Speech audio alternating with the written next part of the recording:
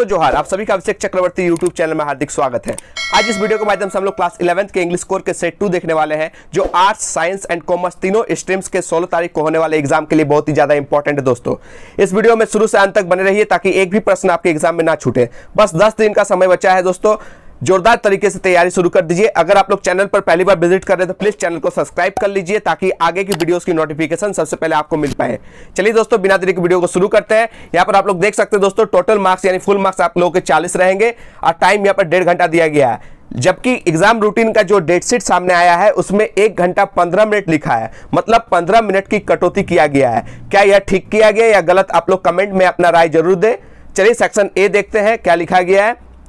Section A में दोस्तों देख सकते हैं एक पैसेज दिया गया, ठीक है। Read the following passage and answer any 5 questions. निम्नलिखित गद्यांश को पढ़िए और संक्षेप में किन्हीं 5 प्रश्नों के उत्तर दीजिए। मतलब आपको पैसेज में 7 क्वेश्चंस दिए जाएंगे, जिन 5 प्रश्नों का उत्तर आसानी से पैसेज से आपको मिल जाए उसी का उत्तर आप लोग लिख दीजिएगा। आपका 10 मार्क्स कंफर्म हो जाएगा दोस्तों, यानी पैसेज से आपको 10 मार्क्स मिल जाएंगे, ठीक है। प्रत्येक प्रश्न 2 मार्क्स करके होंगे। ये जो पैसेज आप देख रहे हैं दोस्तों, this passage is about artificial intelligence. दोस्तों यह पैसेज आर्टिफिशियल इंटेलिजेंस के बारे में है, जिससे हमारा जीवन क्या हो गया दोस्तों, आसान हो गया है, जिसे शॉर्ट में एआई भी कहते हैं, जिसमें डेवलप्ड कंट्री जैसे यूएस और यूके बहुत आगे निकल गया है। चलिए बिना पैसेज को पढ़े डायरेक्ट क्वेश्चंस को पढ़ते हैं और उसका आंसर्स खोज निकालते हैं। मैं चाहता तो आपको रेडीमेड आंसर्स भी प्रोवाइड कर सकता था, बट क्या फायदा, ये सारे आंसर्स आपको याद करने पड़ते हैं। इसीलिए मैं चाहता हूं कि सारे आंसर्स को हम लोग पैसेज से ही खोज लेते हैं ताकि आपको याद करना ना पड़े, ठीक है। चलिए हम लोग बैक टू बैक सारे क्वेश्चंस को देखते हैं। पहला क्वेश्चन आप देख सकते हैं, क्वेश्चन नंबर 1 क्या लिखा गया है। Why does the developed world have an edge in making rapid progress in the digital revolution? विकसित दुनिया को डिजिटल क्रांति तेजी से प्रगति करने में बढ़त क्यों है? इसका आंसर आप लोग देख सकते हैं दोस्तों लास्ट पारा में सेकंड लाइन में, ठीक है। देखिए यहाँ पर लिखा गया है इसका आंसर दीज से, ठीक है। दीज से आपको लिखना है, these wealthier countries are naturally best position to make large investment in the research and development needed for creating modern AI models, ठीक है। यहाँ तक लिखिएगा मॉडल्स तक, बस आपका आंसर हो जाएगा। बस दीज के पहले आप लोग लगा दीजिएगा बिकॉज, ठीक है, हो जाएगा, क्योंकि क्वेश्चन वाई में पूछा गया ना, क्यों पूछा है, तो इसलिए आप लोग आंसर क्योंकि से दीजिएगा, ठीक है। क्योंकि ये समृद्ध देश आधुनिक एआई मॉडल्स बनाने के लिए आवश्यक अनुसंधान और विकास में बड़े निवेश करने के लिए स्वाभाविक रूप से सबसे अच्छी स्थिति में है, ठीक है। यहां से दीज से लेकर आप आंसर को मॉडल्स तक लिख दीजिएगा, बस दीज के पहले आप बिकॉज जोड़ दीजिएगा, ठीक है। आपका आंसर कंप्लीट, ठीक है। चलिए हम लोग दूसरा क्वेश्चन देख सकते हैं क्या लिखा गया है। Why are the developing countries not able to make investments in the research and development needed for creating modern AI models? विकासशील देश आधुनिक AI मॉडल्स बनाने के लिए आवश्यक अनुसंधान और विकास में निवेश करने में सक्षम क्यों नहीं है? देखिए दोस्तों, डेवलपिंग कंट्री AI मॉडल्स में विकास करने में सक्षम नहीं है, जबकि डेवलप कंट्री ऑलरेडी विकास कर चुका है ना, वो विकसित हो चुका है, इसलिए वो लोग एआई में ज्यादा सक्षम है। तो ये डेवलपिंग कंट्री क्यों नहीं कर पा रहा है, इसका रीजन क्या है, आप इसका आंसर देख सकते हैं दोस्तों लास्ट पारा में, बस बिकॉज जोड़ दीजिए और यहां से लिख दीजिए दोस्तों। देखिए यहाँ जो डेवलपिंग देख रहे हैं, डेवलपिंग से लेकर एकदम पॉपुलेशन तक लिख दीजिए, आपका आंसर करेक्ट हो जाएगा, ठीक है। क्या हो जाएगा इसका answer, because the developing countries often have more urgent priorities such as education, sanitation, health care and feeding the population. क्योंकि विकासशील देशों में अक्सर अधिक जरूरी प्राथमिकताएं होती है, जैसे कि शिक्षा, स्वच्छता, स्वास्थ्य देखभाल और आबादी को खिलाना, ठीक है। इतनी बड़ी आबादी को खिलाना, ये सब ज्यादा प्रायोरिटी है, यही सब में वो लोग ज्यादा पैसा खर्चा करते हैं, इसलिए ये लोग एआई मॉडल्स पर ध्यान नहीं दे पाते, ठीक है। चलिए नेक्स्ट क्वेश्चन की ओर बढ़ते हैं। क्वेश्चन नंबर 3 में क्या पूछा गया, what are the lowest scoring regions in government AI readiness index using AI in public service? सार्वजनिक सेवाओं में एआई का उपयोग करते हुए सरकारी एआई रेडीनेस इंडेक्स में खोज सबसे कम स्कोरिंग क्षेत्र कौन से हैं? यहाँ पर सबसे कम स्कोरिंग क्षेत्र को पूछा गया दोस्तों, आप थर्ड पारा में इसका आंसर देख सकते हैं, बस यहां से आप लोग लिख दीजिएगा। देखिए नीचे देखिए, यहां से द लोएस्ट से लिखकर आप लोग यहां तक एशियन कंट्रीज तक लिख दीजिएगा, आपका आंसर परफेक्ट हो जाएगा, ठीक है। यहां पर बस दा को जो टीट बड़ा कर दीजिएगा, आपका आंसर करेक्ट हो जाएगा। The lowest scoring regions in this index include much of the developing world such as sub Sahara Africa, the Caribbean and Latin America as well as some central and south Asian countries. ये सब जो है दोस्तों, ये सब सबसे कम scoring क्षेत्र है एआई में, ठीक है। यहां से यहां आंसर लिख दीजिएगा, आपका परफेक्ट आंसर हो गया, ठीक है। चलिए अब हम लोग क्वेश्चन नंबर 4 देखते हैं क्या लिखा गया। What does AI stands for, AI का फुल फॉर्म पूछा गया दोस्तों। आगे क्या लिखा गया, what are some of the functions of AI, मतलब एआई का क्या अर्थ है और एआई के कुछ कार्य क्या है। ठीक है, इसका आंसर आप लोग दोस्तों फर्स्ट पारा में देख सकते हैं, एकदम फास्ट लाइन में मिल जाएगा आपको आंसर। एआई का फुल फॉर्म होता है दोस्तों, देखिए यहां पर लिख दीजिएगा, AI stands for artificial intelligence. ठीक है, उसके बाद आप लोग इट से लेकर एकदम आंसर लिख दीजिएगा यहां तक, कैंसरस ट्यूमर्स तक, आपका आंसर करेक्ट हो जाएगा। बस क्या लिखिएगा, AI stands for artificial intelligence, उसके बाद इट से लेकर एकदम ट्यूमर्स तक लिख दीजिएगा, आपका करेक्ट आंसर हो जाएगा। ठीक है, टेंशन मत लीजिए, स्क्रीन में आपको आंसर लिख दिया जा रहा है। ठीक है, देख लीजिए और आप लोग कॉपी में उतार लीजिए। ठीक है, पैसेज से ही आप लोग को खोज के आंसर बताया जा रहा है, रेडीमेड आंसर आपको नहीं प्रोवाइड किया जा रहा, ताकि आप लोग आसानी से पैसेज से ही खोज के आंसर लिख सकते हैं। फालतू का कोई जरूरत नहीं है आपको पैसेज का क्वेश्चन आंसर याद करने का। ठीक है, क्योंकि पैसेज से ही खोज के हमको आंसर्स लिखना है। ठीक है, चलिए नेक्स्ट क्वेश्चन की ओर बढ़ते हैं। क्वेश्चन नंबर 5 देखते हैं क्या लिखा गया है। How many countries were reported to have their on national AI strategic plans as of October 2021। आप अक्टूबर 2021 तक कितने देशों की अपनी राष्ट्रीय एआई रणनीतिक योजनाएं होने की सूचना मिली है? कितने देशों की दोस्तों? चलिए इसका आंसर हम लोग देख सकते हैं सेकंड पारा के फर्स्ट लाइन में। ठीक है, देखिए यहां पर लिखा गया है 44 कंट्रीज। कितना दोस्तों? 44 कंट्रीज। ठीक है, याद रखिएगा।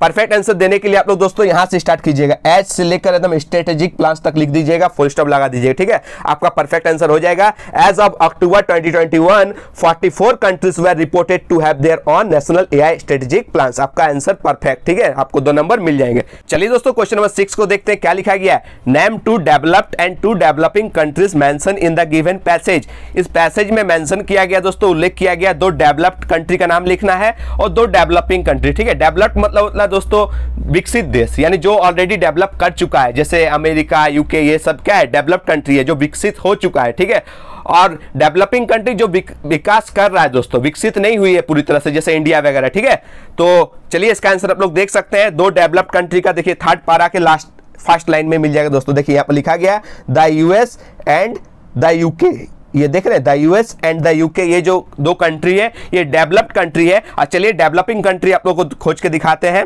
सेकंड पारा के जस्ट इसमें मिल जाएगा दोस्तों। देखिए यहाँ पर लिखा गया है चाइना एंड इंडिया। ठीक है, ये डेवलपिंग कंट्री है, पूरी तरह से डेवलप नहीं किया है। ठीक है, तो हम लोग डेवलप कंट्री में क्या लिखेंगे, the US and the UK, और डेवलपिंग कंट्री में क्या लिखेंगे दोस्तों, चाइना एंड इंडिया। ठीक है, चलिए हम लोग का 6 क्वेश्चन कंप्लीट हो गया। लास्ट क्वेश्चन देखते हैं पैसेज का क्या लिखा गया है। Find out the word which means the same as eagerness. इस पैसेज में आपको खोजना होगा ईगरनेस का सेम वर्ड। ठीक है, आपको पैसेज से ही खोजना है, अपने मन से मत दीजिएगा। ठीक है, पैसेज में इसका मतलब जो होगा उसी को आपको लिखना है, खोज के निकालिए जिसका मतलब ईगरनेस होता है। ठीक है, चलिए आपको आंसर मिल जाएगा सेकंड पारा में। देखिए ठीक है, ईगरनेस का मतलब होता है, देखिए यहां पर लिखा गया विलिंगनेस। क्या होता है? विलिंगनेस। ठीक है, याद रखिएगा, ईगरनेस यानी विलिंगनेस, ईगरनेस यानी विलिंगनेस, दोनों का मतलब होता है दोस्तों इच्छा या उत्सुकता। ठीक है, खुद से आंसर मत लिखिएगा, पैसेज से ही खोज के निकालना है। ठीक है, और टेंशन मत लीजिएगा, जो 5 क्वेश्चंस का आंसर आपको आसानी से मिल जाता है, बस वही 5 क्वेश्चंस का आंसर आपको लिखना है। मैंने आपको 7 क्वेश्चन ही बता दिया। चलिए अब हम लोग सेक्शन बी को देखते हैं क्या लिखा गया। Answer any 2 of the following questions in not more than 100 words. 3 questions आपको प्रोवाइड किए जाएंगे सेक्शन बी के माध्यम से, लेकिन आपको बस 2 ही के उत्तर देने हैं, वो भी 100 शब्द से अधिक में नहीं। ठीक है, आपको इस सेक्शन बी से 10 मार्क्स मिलने वाले हैं। चलिए देखते हैं क्या क्या क्वेश्चन है। देख सकते हैं पहला जो क्वेश्चन है वो एक लेटर है। ठीक है, चलिए लेटर का ट्रिक मैं अच्छी तरह से आप लोगों को बताऊंगा। और उसके बाद जो क्वेश्चन नंबर 9 देख सकते हैं, उसमें नोटिस है, नोटिस का ऑलरेडी ट्रिक बताया गया है इस चैनल के माध्यम से, आप लोग देख सकते हैं जाके प्लेलिस्ट में। ठीक है, और जो क्वेश्चन नंबर 10 है वो आर्टिकल है। ठीक है, ये भी मैं नेक्स्ट वीडियो में जरूर प्रोवाइड कर दूंगा। चलिए आज हम लोग देखने वाले सेक्शन सी। सेक्शन सी में दोस्तों आपके 15 मार्क्स कंप्लीट होने वाले हैं और सेक्शन डी में 5, यानी ये जो सेक्शन सी है ये पूरी तरह से लिटरेचर है। ठीक है, याद रखिएगा, और लिटरेचर पूरी कंप्लीट बताऊंगा, टेंशन मत लीजिएगा। और चलिए सेक्शन सी को शुरू करते हैं। क्या लिखा गया है? Answer any 5 of the following questions in not more than 50 words, यानी निम्नलिखित में से किन्हीं 5 प्रश्नों को उत्तर 50 शब्दों से अधिक में ना दे। याद रखिएगा, प्रत्येक प्रश्न 3 मार्क्स करके होंगे, आपको 5 ही क्वेश्चंस लिखना है जो आपको अच्छी तरह से आता है। ठीक है, डोंट वरी, मैं सारे क्वेश्चंस आज बताने वाला हूं। ठीक है, चलिए एक एक करके क्वेश्चंस को पढ़ते हैं और उसका आंसर्स भी आप लोग को स्क्रीन में देते हैं। ठीक है, चलिए दोस्तों क्वेश्चन नंबर 11 को देखते हैं क्या लिखा गया। What are the 4 biological systems of the earth? What is the state of earth's biological systems now and why? पृथ्वी की 4 जैविक प्रणालियां कौन सी है? पृथ्वी की जैविक प्रणालियों की अभी क्या स्थिति है और क्यों? ठीक है, चलिए इसका आंसर आप लोग करेक्ट देख सकते हैं। Mister Lester R Brown points out that the earth has 4 principal biological systems. They are fisheries, forests, grasslands and croplands. These systems are the foundation of our economy. But today forests are being cut, grasslands are turning into barren wastelands. Their overuse by humans is causing their fast depletion. Soon there will be nothing left to use. इसका हिंदी में आप लोग समझ सकते हैं, देखिए बताते हैं। मिस्टर जो लेस्टर है, लेस्टर आर ब्राउन बताते हैं कि पृथ्वी की 4 प्रमुख जैविक प्रणालियां है। वे क्या क्या है दोस्तों? फिशरीज यानी मत्स्य पालन, फॉरेस्ट यानी जंगल, घास के मैदान और फसल के मैदान। ये जो 4 है दोस्तों, ये याद रखिएगा। ये जो सिस्टम्स है हमारी अर्थव्यवस्था की नींव है, याद रखिएगा। ये जो आप अर्थव्यवस्था देख रहे हैं ना, ये अर्थव्यवस्था की नींव है, ये 4 सिस्टम्स, ठीक है। These systems are the foundation of our economy, ठीक है। लेकिन आज क्या किए जा रहे हैं दोस्तों? फॉरेस्ट आर being cut, यानी जंगल क्या किए जा रहे हैं? काटे जा रहे हैं। घास के मैदान क्या हो जा रहे हैं दोस्तों? बंजर भूमि में तब्दील हो जा रहे हैं। मनुष्यों द्वारा उनका अत्यधिक उपयोग उनके तेजी से क्षय का कारण बन रहा है। जल्द ही उपयोग करने के लिए कुछ भी नहीं बचेगा। याद रखिएगा दोस्तों, ये जो क्वेश्चन है ये लेसन द एलिंग प्लेनेट से पूछा गया है, द ग्रीन मूवमेंट्स रोल से, ठीक है, जिनके ऑथर है नानी पालकी वाला, याद रखिएगा। चलिए क्वेश्चन नंबर 12 की ओर बढ़ते हैं। क्या पूछा गया है? For whom is Taplow waiting and why? Taplow किसके लिए इंतजार कर रहा है और क्यों? तो इसका आंसर आप लोग स्क्रीन में देख सकते हैं। Taplow is a boy of 16 who has come in to do extra work for Crocker Harris. He is waiting for his teacher Mr Crocker Harris because he missed a day last week when he was ill. Mr. Crocker Harris is a hard taskmaster. He can't excuse such a lapse, so he gives extra work to Taplow. ठीक है, चलिए इसको हिंदी में समझते हैं। टैप्लो एक 16 साल का लड़का है जो क्रॉकर हैरिस के लिए एक्स्ट्रा वर्क करने आया है, ठीक है। वह अपने शिक्षक मिस्टर क्रॉकर हैरिस की प्रतीक्षा यानी वेटिंग कर रहा है, क्योंकि पिछले सप्ताह वह बीमार होने के कारण एक दिन क्लास मिस कर गया था। मिस्टर क्रॉकर हैरिस को एक हार्ड टास्क मास्टर है दोस्तों, याद रखिएगा, जो मिस्टर क्रॉकर हैरिस है एक हार्ड टास्क मास्टर है। वह ऐसी चूक के लिए क्षमा नहीं कर सकता, इसलिए वह टैप्लो को क्या करता है दोस्तों? एक्स्ट्रा वर्क देता है, ठीक है। याद रखिएगा ये जो क्वेश्चन है ये लेसन द ब्राउनिंग वर्जन से आया है, जिनके ऑथर है टेरेंस रेटिगन, याद रखिएगा। चलिए नेक्स्ट क्वेश्चन की ओर बढ़ते हैं। क्वेश्चन नंबर 13 क्या पूछा गया है? Why did the author want to go to the Mount Kailash? What challenges did he face on his way to the Mount Kailash? ये जो लेखक है कैलाश पर्वत पर क्यों जाना चाहता था, यानी उनका पर्पस क्या था, उनका उद्देश्य क्या था कैलाश पर्वत जाने का? कैलाश पर्वत पर जाते समय उन्हें किन चुनौतियों का सामना यानी किन तकलीफों का सामना उन्हें करना पड़ा? चलिए इसका आंसर आप लोग परफेक्ट देख सकते हैं, स्क्रीन में लिखा गया है। The purpose of the author's journey to Mount Kailash was to complete the Kora, ठीक है, याद रखिएगा कोरा को कंप्लीट करना था, which was a sacred religious ritual according to Hindu the Buddhist tradition, याद रखिएगा। During the journey at high altitude, the author suffered from cold, headache and loss of sleep due to high altitude, याद रखिएगा। चलिए हिंदी में इसको समझते हैं। लेखक की कैलाश पर्वत की यात्रा का उद्देश्य कोरा को पूरा करना था, जो हिंदू और बौद्ध परंपरा के अनुसार एक पवित्र धार्मिक अनुष्ठान था दोस्तों, याद रखिएगा। ऊंचाई यानी एल्टीट्यूड पर यात्रा के दौरान लेखक को ठंड यानी कोल्ड का, हेडेक यानी सिर दर्द का और अधिक ऊंचाई के कारण नींद की कमी का सामना करना पड़ा था। लेखक बीमार भी हो गया था, हॉस्पिटल में एडमिट भी हो गया था और लेखक को कुछ दवाई दिया गया था जिससे वो तुरंत रिकवर भी कर गया था, ठीक है। ये जो क्वेश्चन है दोस्तों ये लेसन सिल्क रोड से आया है, जिनके ऑथर है निक मिडिल्टन, याद रखिएगा, बहुत ही इंपॉर्टेंट क्वेश्चन था। चलिए नेक्स्ट क्वेश्चन की ओर बढ़ते हैं। क्वेश्चन नंबर 14 क्या पूछा गया? What loss did the poet talk about in the poem? What loss did the poet talk about in the poem childhood? Why did the poet realize when he crossed the age of 11? यानी childhood कविता में कवि ने किस हानि की बात की है, किस लॉस की बात की है? 11 वर्ष की आयु पार करने पर कवि को क्या पता चला, ठीक है, याद रखिएगा। ये जो चाइल्डहुड पोएम है इसमें कवि कब रियलाइज करता है कि उसका बचपन खो गया और कैसे कितना उम्र में, ठीक है, ये क्वेश्चन पूछा गया। आप लोग चलिए इसका आंसर आप लोग स्क्रीन में देख सकते हैं, क्या लिखा गया? In the poem childhood the poet wonders when he lost his childhood and the innocence he had. When the poet crossed the age of 11 years, he realized that he had lost his childhood and had developed a mind of his own. He also found out the non-existence of hell and heaven. यानी childhood कविता में कवि आश्चर्य करता है कि कब उसने अपना बचपन और अपनी मासूमियत यानी इनोसेंस खो दी।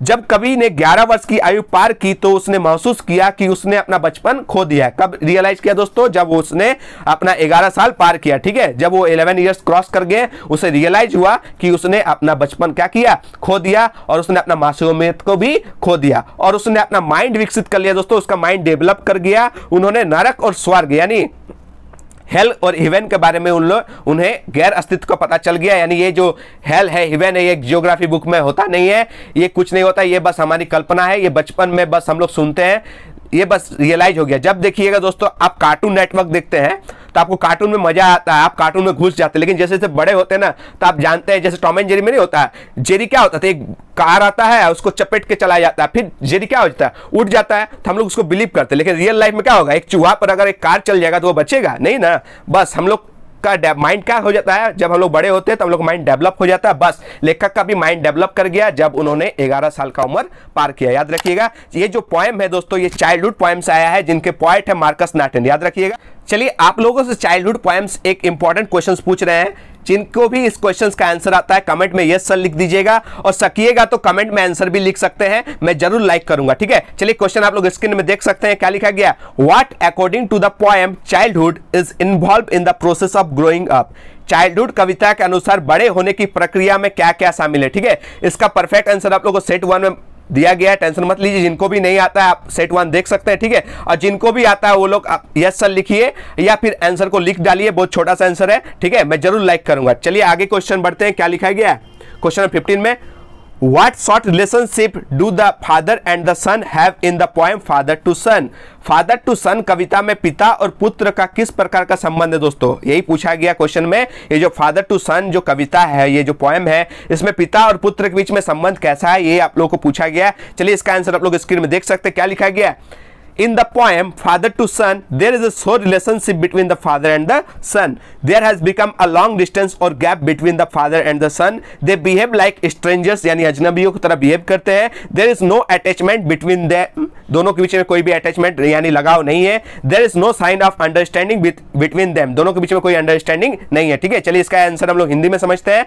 फादर टू सन कविता में पिता और पुत्र के बीच एक खट्टा सा रिश्ता है। पिता और पुत्र के बीच एक लंबी दूरी यानी लॉन्ग डिस्टेंस हो गया और गैप हो गया है।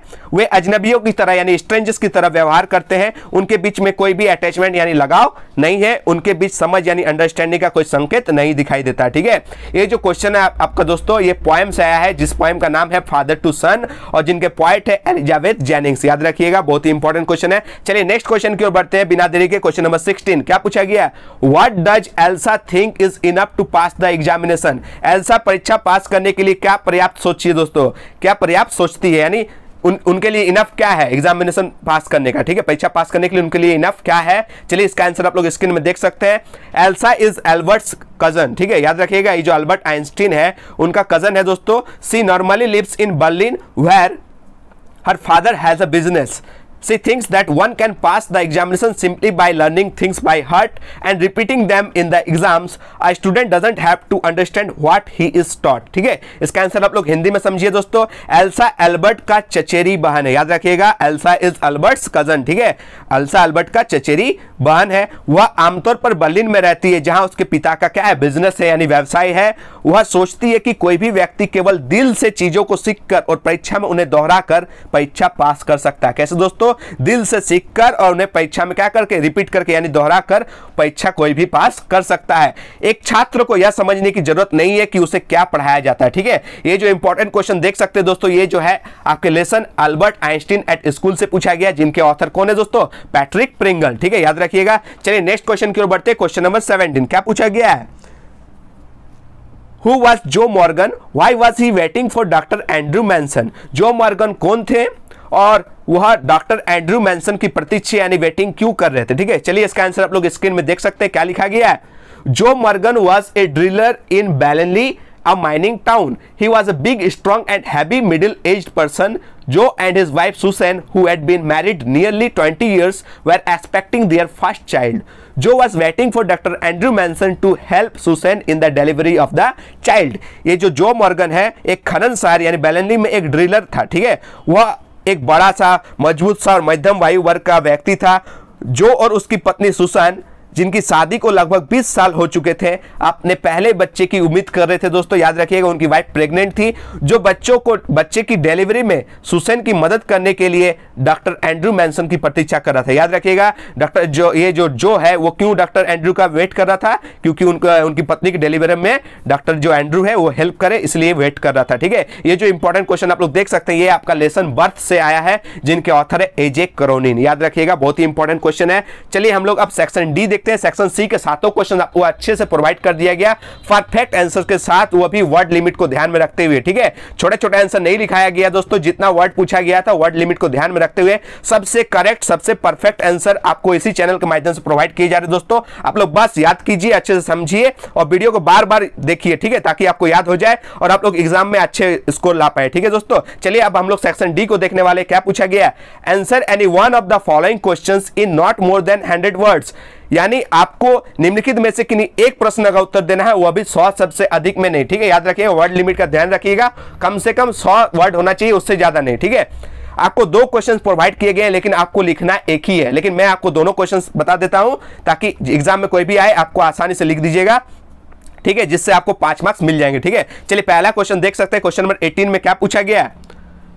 Who were Yuri and Elsa? What role did they play in Einstein life?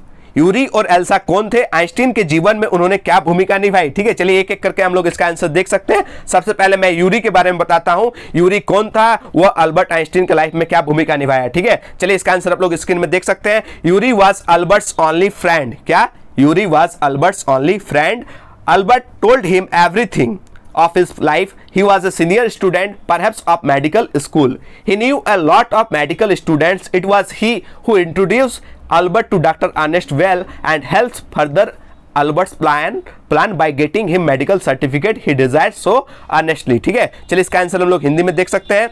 ये जो यूरी है अल्बर्ट का एकमात्र दोस्त है। याद रखिएगा, अल्बर्ट्स ओनली फ्रेंड है। ठीक है, अल्बर्ट ने उसे अपने जीवन के बारे में सब कुछ बताया। वह एक सीनियर स्टूडेंट था, शायद मेडिकल स्कूल का। ठीक है, वह बहुत से मेडिकल छात्रों को जानता था। यह वह था जिसने अल्बर्ट को डॉक्टर अर्नेस्ट वेल से मिलवाया था और अल्बर्ट की योजना को आगे बढ़ाने में मदद भी किया था, जिससे वह इतनी ईमानदारी से मेडिकल सर्टिफिकेट यानी चिकित्सा प्रमाण पत्र प्राप्त कर सका। ठीक है, याद रखिएगा। चलिए अब हम लोग देखते हैं एल्सा के बारे में। ठीक है, एल्सा कौन थी दोस्तों? अल्बर्ट के लाइफ में उन्होंने क्या भूमिका निभाया? चलिए इसका आंसर भी आप देख सकते हैं, नीचे पैराग्राफ चेंज करके लिखा गया है। Elsa was Albert's cousin.